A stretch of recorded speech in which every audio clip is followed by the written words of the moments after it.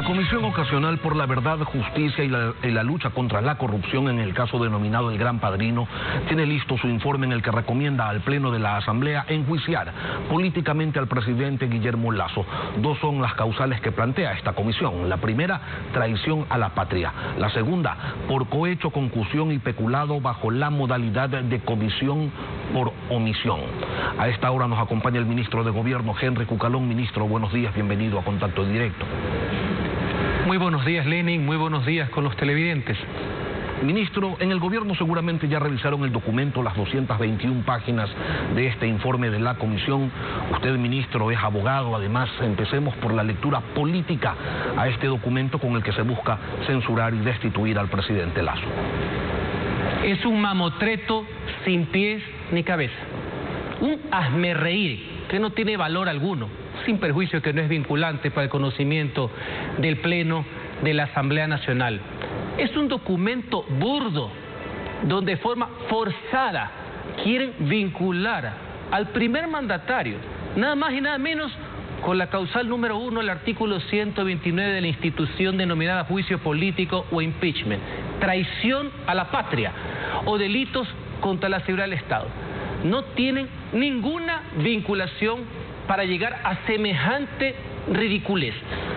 Yo, más que nadie, respeto, como debe ser, la facultad fiscalizadora y de control político que tiene la Asamblea Nacional hacia el Poder Ejecutivo. Pero esto es una trafacía sin nombre para tratar de justificar anhelos de llevar a un presidente sin motivo alguno a un proceso político. Esa es la respuesta política. Vamos ahora a la jurídica. Plantear como causal del juicio político el delito de traición a la patria, que está anclado a la existencia de un conflicto declarado y al ocultar información sobre la aproximación del enemigo, entendiéndose como enemigo a una nación extranjera. Después de los análisis de rigor, ministro, ¿le encontraron ustedes algún sentido a esa imputación? Es una oda al sinsentido, es un ataque a la razón. Usted lo ha señalado, amenaza externa, traición. Ahora se configura como delitos contra la seguridad del Estado, está claramente tipificado en el COIP, son varias conductas penales. El presidente no ha incurrido en alguna. Y cuidado, salen por ahí de que el control político no obedece las reglas jurisdiccionales. Es verdad, el control político tiene sentido de oportunidad, de confianza y tiene algunos halos de subjetividad, pero aún así es un proceso normado en que en este caso el legislador debe motivar cuál es el vínculo para llegar a semejante acusación. Lenin, quizás la más grave que ha existido en el derecho político constitucional, que cuando un mandatario traiciona a su propio pueblo, y bajo ningún concepto, es el caso del presidente Guillermo Lasso. Hablemos de la segunda causal, ministro, los delitos de peculado, concusión y cohecho, donde el bien jurídico protegido es la administración pública. Estos delitos son susceptibles de una comisión por omisión, siendo que esta solo aplica en los delitos que son contra la vida, la libertad y la integridad personal. Maestro, usted se ha graduado el día de hoy de penalista. Usted lo ha definido claramente, me allano a su definición. Pero también comprendo que en el mundo de lo político muchas cosas pueden pasar.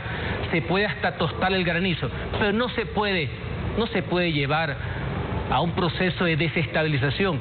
No digo por utilizar mecanismos propios de la Constitución para controlar el poder político, pero sí el manoseo para poder crear el escenario para llegar a lo que usted está manifestando. No solamente que no hay omisión alguna en ese tipo de delitos, y también tenemos claro de que no hace falta enjuiciamiento penal previo para poder llegar a la causal número 2 del artículo 129.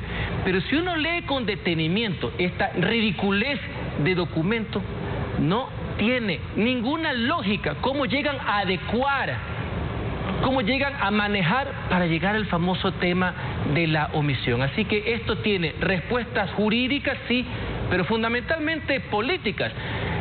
Muchas personas del foro, de los abogados a lo largo y ancho del país, han criticado ferozmente la simpleza con que han llegado a la elaboración de este documento y que el día de hoy tentativamente será conocido y aprobado por la comisión ocasional y que no significa necesariamente que tenga que ser aprobado por el Pleno de la Asamblea Nacional. Rechazo de abogados que incluso están en desacuerdo con la gestión del presidente Guillermo Lasso, que son francos opositores al trabajo desarrollado por el jefe de Estado. Sin embargo, desde lo jurídico coinciden con usted y señalan que ese documento, ese informe no tiene pies ni cabeza. Ahora, ministro, con ese antecedente, ¿ustedes confían en que la Corte Constitucional se ría y luego de reírse rechace la calificación de la argumentación legislativa? Sobre el primer criterio, qué importante esa reflexión. Personas que no están de acuerdo con el gobierno, que pueden ser críticos, algo muy propio de la democracia, señalan los errores crasos del documento, lo cual es bueno porque hay un tema de credibilidad, hay un tema también que es de respetabilidad y fundamentalmente de respeto a la institucionalidad. No se puede trapear la Constitución y las instituciones solo para satisfacer apetitos voraces sin nombre. Eso hay que dejarlo claramente señalado. Segundo, este es un informe que de aprobarse va al Pleno de la Asamblea, que de aprobarse sería un sustento para mí de un conjunto de ocurrencias, no de argumentos, que puede servir para que un conjunto de diputados presente formalmente el libelo, la demanda de juicio político, que tendrá que ir al Consejo de Administración de la Legislatura para un control formal y de ahí pedir el dictamen de la Corte Constitucional, figura novedosa incorporada por la Constitución de Montecristi, para que exista un dictamen al respecto. No creo que solamente el gobierno, creo que la ciudadanía en plena, quienes estamos preocupados de los grandes problemas de la nación, quienes no le estamos haciendo el juego a la desestabilización, sino que queremos atacar los problemas de la nación, confiaremos en que uno de los mayores vestidos de institucionalidad que existe en el país, que ha dado pruebas de aquellos de independencia y no de dependencia del poder político, ponga en su sitio semejante pretensión, en este caso la Corte Constitucional. Esta postura, ministro, implica que ustedes están conscientes, conocen, saben que no tienen los votos para evitar la calificación, una eventual calificación del juicio en el Pleno, y que ni para qué intentarlo porque sería una batalla perdida. Igual hay que demostrar nuestros criterios, igual hay que explicar, yo cual más repito, respeto la labor de los legisladores y su función fiscalizadora, pero es evidente que uno tiene que ser sensato y ver todos los escenarios posibles, sin perjuicio que hay que dar la pelea es peleando y hay que darla en todos los escenarios jurídicos y políticos, y fundamentalmente una de esas labores es esta: explicarle a la ciudadanía, explicarle al pueblo, una labor de pedagogía, que aquí, tratando de menoscabar derechos, atacando la honra, quisieran es afectar la institucionalidad y afectar un proceso claramente democrático. ¿Les llama la atención que el informe que investiga supuestamente la corrupción no diga nada sobre estas relaciones que habrían existido entre Leonardo Cortázar con el correísmo o de sus vínculos con el legislador Ronnie Aliaga? Eso queda ya para el mundo de las anécdotas. La comisión fue conformada, y yo saludo eso, está bien que así se haga, para investigar y que ojalá los documentos hayan servido de insumo para que la Fiscalía General avance en las investigaciones. Pero resulta ser que investigan o está señalado un diputado y de entrada no se avanzó nunca más, porque dijeron que los audios no eran pruebas porque eran obtenidos ilegalmente, y hasta ahí llegaron. Sin embargo, sí sirven de sustento para otras personas. O sea, el proceso y la ley es con dedicatoria, la Constitución es a la carta, manejan los procesos y el ordenamiento jurídico como tal cual estropajo, dependiendo de los antojos de turno. Y creo que eso no abona a la seriedad, eso no abona a la confianza que requiere el pueblo para con sus instituciones. Y por si acaso, ¿se desempolvó el decreto de muerte cruzada, ministro? Esta es una atribución que tiene el presidente de la República, que está consignada en la Constitución. Y aquí señalo algo: muchas de las personas que critican el accionar del gobierno, lo cual es respetable en una democracia, piden que renuncie, un petitorio, no lo va a hacer. Piden que la Asamblea Nacional active todos los procesos posibles para llevar a su destitución, pero en cambio le piden al presidente de la República que no ejerza ni active los mecanismos que la misma Constitución le da para solucionar una crisis política. Es decir, quieren ir a la pelea y quieren que el Ejecutivo esté amarrado. Ese es el tipo de situaciones que nos están llevando. Pero en todo caso es una figura constitucional que se encuentra ahí, que se encuentra en la Carta Magna. La CONAIE, sin embargo, pues ha advertido que si ustedes hacen uso de esa herramienta constitucional, habría un paro nacional. Yo lo quiero invitar, ministro, a escuchar al titular de la FEINE, Eustaquio Toalá, quien se refiere a las invitaciones al diálogo que ustedes han realizado. Ya tenemos que entender que nuestras soluciones están ahí en la mesa. Es el gobierno ecuatoriano que tiene que dar la solución. Así que hay muchos sectores como que ya empiezan a promocionar el tema de las movilizaciones. Provoquemos la paz, la tranquilidad. Exijamos al gobierno central si verdaderamente está convocando a la unidad nacional, pero que se demuestre pues en hecho, no solo en palabra. Aquí necesitamos ver diciendo y haciendo. Diciendo y haciendo, una ventana abierta. ¿Va a conversar también quizás con Leonidas Issa, ministro? El diálogo con todas las organizaciones sociales del país se mantiene abierto. Nosotros no lo hemos roto. Esa es la declaración oficial del gobierno. De hecho, hay una serie de reuniones constantes con varias organizaciones y con varios dirigentes. Y ojalá que se pueda también dar con el dirigente que usted dice, pese a todo lo que ha mencionado y pese a sus ultimátums y pese a sus amenazas. Creo que el país requiere, pide paz, cohesión social, armonía y que nos enfoquemos en nuestro verdadero enemigo, que es el crimen organizado y el narcotráfico. Esas son las verdaderas amenazas, no entre ecuatorianos.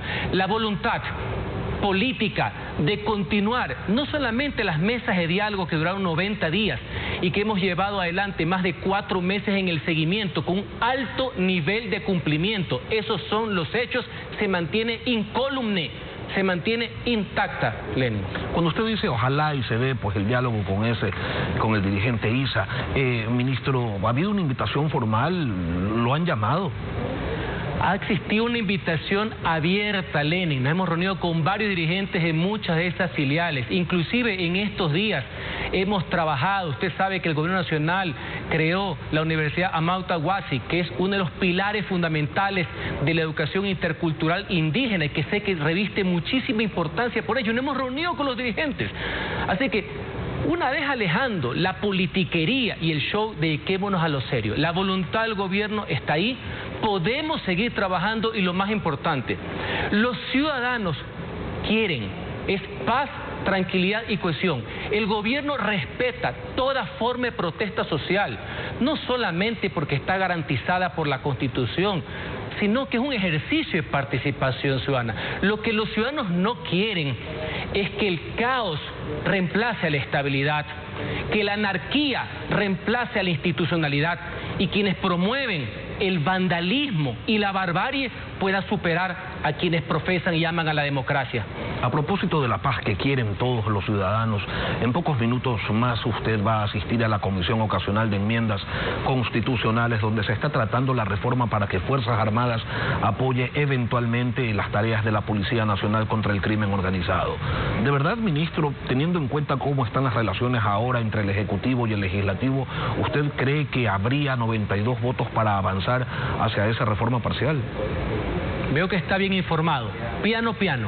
Voy a acudir a una comisión, como es mi obligación, Comisión Ocasional de Reformas, para tratar el concepto que las Fuerzas Armadas, sin necesidad de estado de excepción, puedan intervenir en asuntos de seguridad interna enfocados en crimen organizado. No es cualquier tipo de intervención en colaboración con la policía. Ante este nuevo reto, ante este nuevo desafío que tiene la columna vertebral del país, que son las Fuerzas Armadas ecuatorianas, confío en la sensatez de los grupos políticos.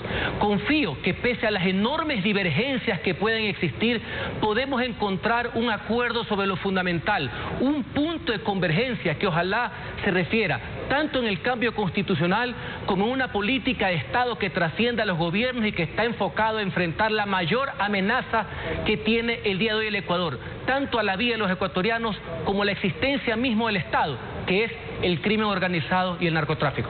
El presidente de la Corte Nacional de Justicia, Iván Saquicela, mediante una carta le pidió al presidente de la República que conforme una mesa interinstitucional sobre seguridad y lucha precisamente contra el crimen organizado. ¿La van a conformar? ¿Qué decisión ha tomado el régimen en relación a esta invitación?